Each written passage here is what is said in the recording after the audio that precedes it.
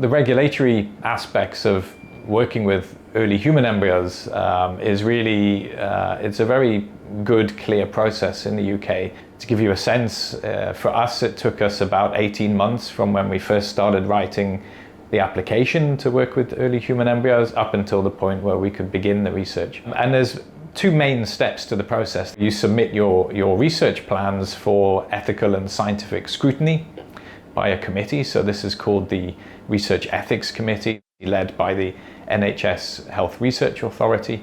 And the remit of the committee is really to ensure that patients' well-being and safety and dignity are preserved, and also to ensure that the research follows the highest practices of ethical research.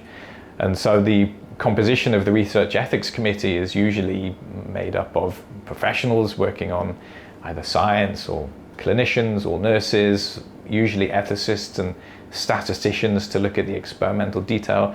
And they nearly always include lay members of the public too on these committees to hear their voices. This is a very thorough form. You have to go into incredible detail about all of the experiments you would like to do, why you would like to do them, what knowledge will you gain by doing those experiments, precisely how many embryos do you need to use for these experiments. This is evaluated also by external scientists in a process called peer review. After all this, hopefully you get a positive response from this committee.